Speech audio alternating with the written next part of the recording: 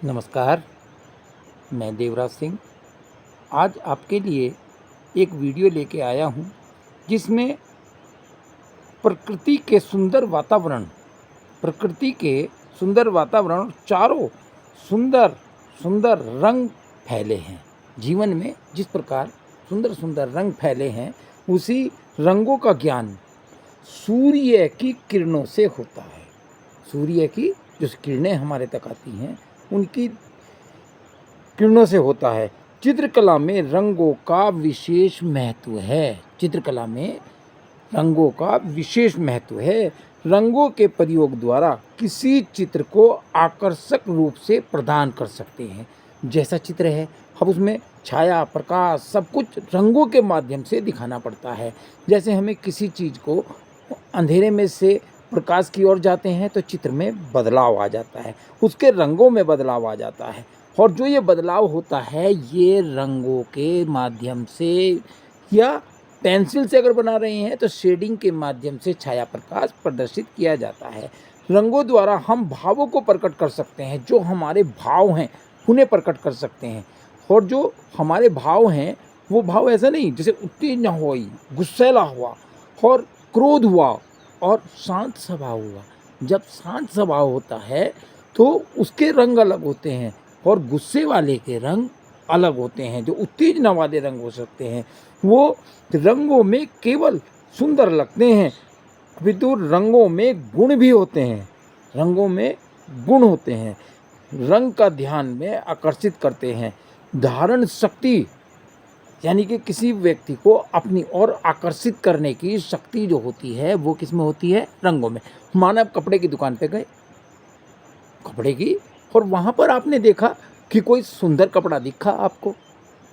ठीक है, सुंदर कपड़ा कैसे दिखा? सुंदर कपड़ा जब दिखा आपको, जब आपको मन को अच्छा लगा, और जो मन को अच्छा लगा उसे आप लेने में ललायित रहेंगे, उसके रंग का ध्यान करेंगे। और जब आप रंग को ध्यान करेंगे तो उसमें आप अपितु जो रंग के गुण भी होते हैं, रंग ध्यान अवश्य रखना चाहिए और एकाग्र करने की शक्ति बढ़ती है। रंगों को देख के एकाग्र करने की, देखा आपने, जहाँ पर हम शिक्षा के लिए, बच्चों के शिक्षा के लिए कोई रूम बनाते हैं, कोई स्थान बनाते हैं, तो वहाँ क्या होता है, हम बहुत शांत रंग लगाते हैं। शांत मतलब ठंडे रंग लगाते हैं।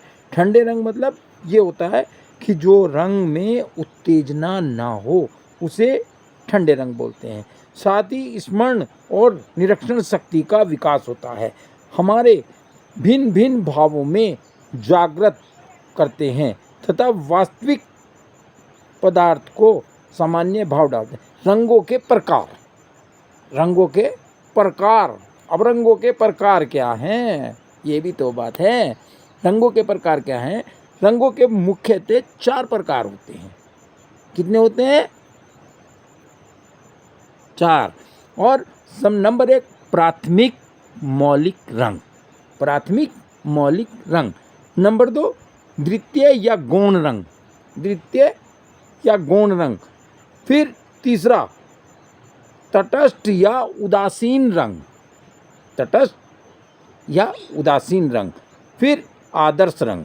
अब मैं फिर से पहले वाले पे आता हूँ, प्राथमिक रंग। प्राथमिक रंग वे रंग जो एक दूसरे से बिल्कुल भिन्न होते हैं। प्राथमिक रंग या मौलिक रंग वो होते हैं जो एक दूसरे से भिन्न होते हैं और उनकी झलक दूसरे रंग में नहीं मिलती। प्राथमिक या वो मौलिक रंग कहलाते हैं। जैसे अब उदाहरण है आपको समझाने के लिए, भाई लाल रंग हो गया, नीला रंग हो गया, पीला रंग हो गया। डॉक्टर ऑस्टवाल के अनुसार लाल, नीला, पीला और हरा 4 प्राथमिक या मौलिक रंग कहलाते हैं। कौन कौन से? लाल, नीला, पीला, हरा। ठीक है, 4 मौलिक रंग कहलाते हैं। परंतु अन्य कला विचारकों के अनुसार लाल, नीला और पीला मात्र 3 ही रंग प्राथमिक रंग हैं। अब आइएगा आप द्वितीय रंग, वो तो अलग हो गए थे। अब आगे द्वितीय रंग। द्वितीय रंग में क्या है, दो रंग, जो दो रंगों को, प्राथमिक रंगों को मिलाने से बनाए जाते हैं। दो रंग, जैसे लाल और पीला, लाल और पीला, कौन सा बन गया, नारंगी। कौन सा बना, जोर से बोलो, नारंगी। अब ये नारंगी रंग। और पीला और नीला, कौन सा बना, हरा। इन रंगों की आपको समझ होनी चाहिए। फिर लाल और नीला, बैंगनी, बैंगनी रंग, जिस कर का बैंगनी होता है, जामनी कलर, समझ रहे हैं आप मेरी बात। तो ये होते हैं। और या गौण रंग कहलाते हैं। दो रंगों को मिलाने वाले जो कौन हैं, ये प्रश्न भी आ सकता है, गौण रंग किसे कहते हैं, प्राथमिक रंग किसे कहते हैं, तटस्थ रंग या उदासीन रंग किसे कहते हैं। अब हम उस पे आते हैं तीसरे नंबर पे, तटस्थ या उदासीन रंग। जो रंग किसी दूसरे रंग को मिलाने पर उनके बल को गहरा, गहरा मतलब डार्क, अधिक या हल्का कम कर दें, उन्हें तटस्थ उदासीन रंग कहते हैं। जैसे किसी को डार्क करना है, हमने हल्का ब्लू मिला दिया सफ़ेद में, हल्का काला मिला दिया या हल्का भूरा रंग मिला दिया, तो उसे हल्का और डार्क मतलब गहरा रंग करने के लिए वो तटस्थ रंग कहते हैं। सफ़ेद और काला, सफ़ेद और काले के बराबर मिश्रण से भूरे रंग की उत्पत्ति होती है। विभिन्न, अच्छा अब आइए आदर्श, आदर्श रंग। आदर्श रंग विभिन्न विद्वानों के रंगों का विभाजन, विभिन्न, फिर से विभिन्न विद्वानों, किसने कहा, विद्वानों के रंगों का विभाजन अपने अपने सिद्धांतों के अनुसार किया गया है।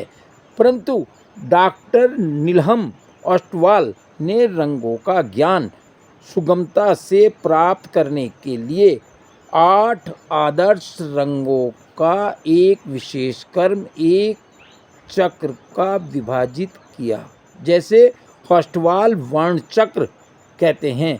ये आदर्श रंग निम्न प्रकार के होते हैं। जो आदर्श रंग, लाल, नारंगी, पीला, धानी, हरा, आसमानी, नीला तथा बैंगनी। इन 8 आदर्श रंगों में 4 प्राथमिक तथा 4 द्वितीय रंग कहलाते हैं। आज इतना ही, फिर अगले उसमें, ठीक है।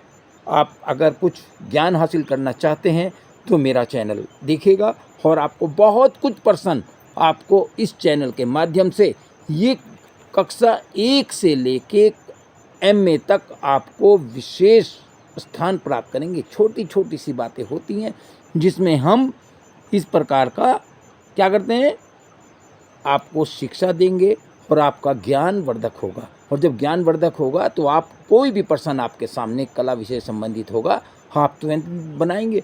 और जब आप चित्रण करेंगे तो उसमें